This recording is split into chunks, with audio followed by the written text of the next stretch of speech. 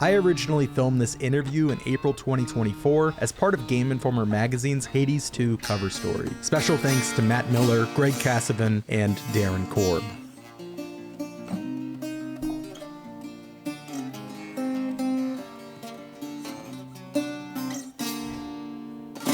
This is a Bağlama, which I learned about when I spent some time in Turkey. I was a space camp counselor in Turkey for a summer. I got to ride all the simulators. Yeah, I did the spinny thing. That was evolutionary. For somebody who gets a little bit motion sick, I managed, but that's where I discovered this thing, and I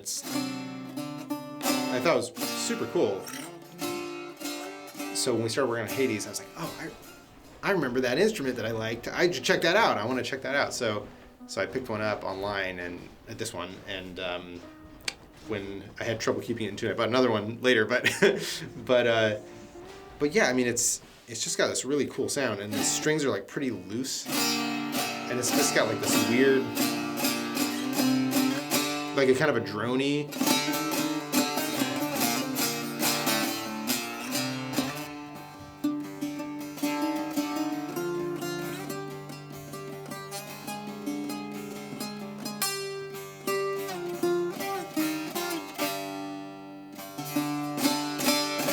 Super fun, and I figured out how to do like major minor chords on here.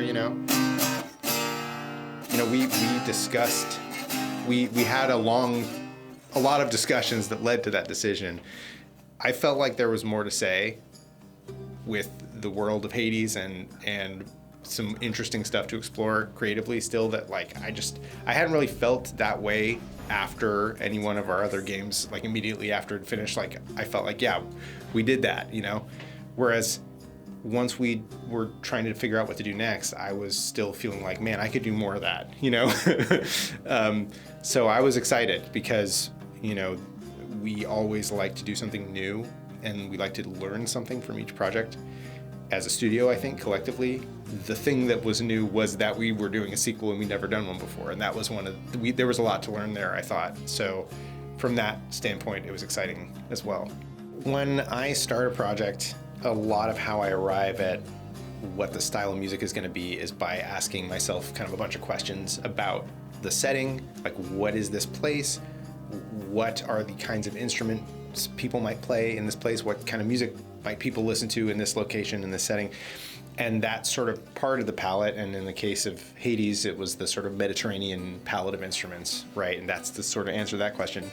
And then, is there another aspect of this that I can express tonally somehow in the music, and something that can be juxtaposed to that, right? And so it's in hell, so there has to be some metal, is sort of my next thought. And then I wanted a third. I always like to have a few components I can sort of triangulate against one another. And in Hades, that third component is like something to express the sort of slapstick nature of the roguelike, like a game where you die all the time, and there, even though there's sort of like serious stakes in the game, it has a quirkiness to it that I wanted to express, like a lightness to it. And so the sort of Halloween music component, that's where that comes in, that sort of theremin sound that's all over the soundtrack there. What do I want to keep and what do I want to modify? What's new and what's the same? In general, that's sort of a question you have to ask a lot when you're making a sequel. It's like the big new thing, one of the big new things in this game is witchcraft is sort of ever present, and it's got this overall sort of spookiness to it that the other game didn't have, because of the witchcraft and the tarot cards and the magic and all that stuff that sort of has this texture to it. And so I wanted to try and express that. And so, if Zagreus has kind of straightforward rock, maybe representing him, I thought Millennium, maybe more of like an industrial kind of like synthesizers and things like that. So I try to like incorporate more of that type of stuff. In between Hades 1 and Hades 2, I managed to acquire a Moog Matriarch, which is like, that's my go-to baby on this soundtrack. I use it a lot. And I'm doing like, it does all sorts of things, but I'm using it for like monosynth, like a lot of that kind of like ostentatious lead lines and stuff like that, like melodic lines with like kind of pretty crazy vibrato and stuff like that. It's really I really just, that stuff I tend to love. And so I'm using it for that. I'm also using it for like, you know, to create pulses and exciting, like, you know, driving kind of bass stuff. It's sort of peppered throughout the whole soundtrack. That shows up on most of the tracks in the game for sure. Yeah. From a purely scientific standpoint, it's just more, right? So it's like, if the plan is to have, you know, 2 runs in the game, that's twice as much coverage I'm gonna need. So that was a factor, right off the bat. But in terms of how I thought about it, I try to have each area of the game have something about the music for that is specific to that area, right? So for the first biome on the surface, it's a city, and there's something, it's a necropolis, and there's something about that led me to, like, I don't know why, but I've got like a little bit of a jazz influence, like a jazz pop thing going on for some of that stuff. So I've got, like, you know, I've recruited some real musical assassins to help me out on a couple of tracks there. I've got like a ripping sax solo on one of them, like a flute solo, like I've got like some crazy stuff happening. Just the difference in tools between when I started doing this and now is huge. I mean, I remember I was using Logic 7. I started learning in college how to use Logic, and I thought it was cool. And then Logic 8 came out, and it changed everything. It just had all these, it's the one that made all the loops and presets super available. So like you have full signal chains that are all, like you just type in kind of a descriptive word and it like brings up a whole guitar sound, like a whole chain of effects. I swear that without that technology, the Bastion soundtrack would have sounded very different. Like it was what allowed me to work in the way that I work. The distance from idea to thing you can hear and try is so short. And it's gotten even shorter since then.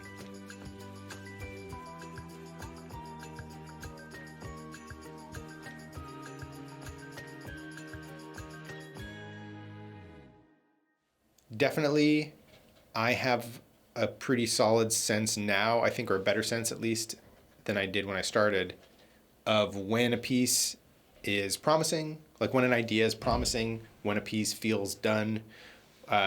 You know, I tend to be a little bit more pragmatic about that stuff. And I think making creative choices, like, and just go, like trust the instinct and go and make the choice, that tends to yield good results for me. So I've learned to really rely on that and try not to second guess that stuff too much, because that can lead to just spiraling out of control. And so I think earlier I tended to do a little bit more of that, and I just got a little bit more, you know, a little bit more, what's the word? Workmanlike, or, you know, just a little bit more. Greg, you're a writer. What's the word? What? Decisive? Decisive. There you go. Decisive. See, he's got the word. For voice acting, you know, that was something I was sort of not hesitant to do, but something I wasn't necessarily super confident in. Like I did the first voice. I mean, I'd done effort sounds like all that stuff. Like I did that for Bastion, you know. But Pyre was really the first time that I did voice acting, and I voiced a couple of characters. They were speaking a made-up language, so there was like, I felt a lot less pressure to, like, you know, to give a great performance or whatever. You know, it's just harder to tell when it's in a made-up language. But on Hades, for sure, like I really had to, it was a test of my confidence in that area for sure. And originally voicing Zagreus, it started out as like temporary. Like we didn't really have an audition back for Zagreus that we thought was just right. And so just to kind of put something in there, I was like, well, let me try a thing that here, maybe this is kind of the thing that we've talked about that might work. And I did my best kind of scratch stuff that we put into the game, and we started liking it, and we just kind of left it, and I was like, all right, cool, we'll replace that later, great. And then I kept recording more and more and more, where I was like, well, I guess we're not replacing this at a certain point. Skelly, I had a ton of fun. I just had fun voicing Skelly, because that's like the kind of voice I just do for fun anyway. That one was a little bit more, you know, breezy for me. But yeah, for Zagreus, I knew like a lot was riding on him, and you had to really like feel a certain way about him. And I, you know, wanted to be sure that he came across in that way. And so I spent a lot of time noodling that, you know. But luckily, because I was the director and the actor, the loop of like do it again and then doing it again was like very short. So I knew immediately as I said it, I was like, okay, another one. So I could do a million takes very quickly and get to the one that I wanted eventually. Hades 1 was really educational as an actor and as a director of all the voice actors in the games. I mean, it was by far our most voice acting we had in any of our games by like a lot. And having spent a lot of time in the booth as Zagreus and Skelly, and then also being present for every other VO session, you know, part of the thing that I've tried to do is with each actor that comes in, try to quickly establish how that actor wants to be directed and try to figure out what's going to be the best way to get to the thing we're happy with. Some actors, you know, it can be, for example, like a faux pas to give an actor a line reading, right? They say you should never do that. And some actors like, give me a line reading, you know, just tell me how you want me to do it. So it really depends on who's in the booth and sort of what you're trying to achieve there. But I had such great time doing all the voiceover for Hades, and Hades 2 has been so much fun. Directing all the voice acting, it's just been a treat because the rest of my work is work that is sort of more nebulous and can take an unlimited amount of time. But when you're recording voiceover, you have this many hours, and then when you're done, you're done. You know, that's the session.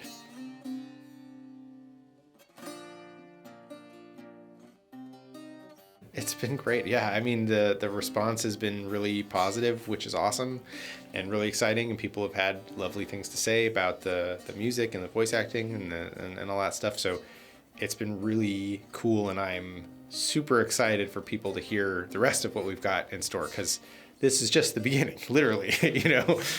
So yeah, it's really encouraging, and I'm just very excited for people to kind of have the full, early access game available to them soon.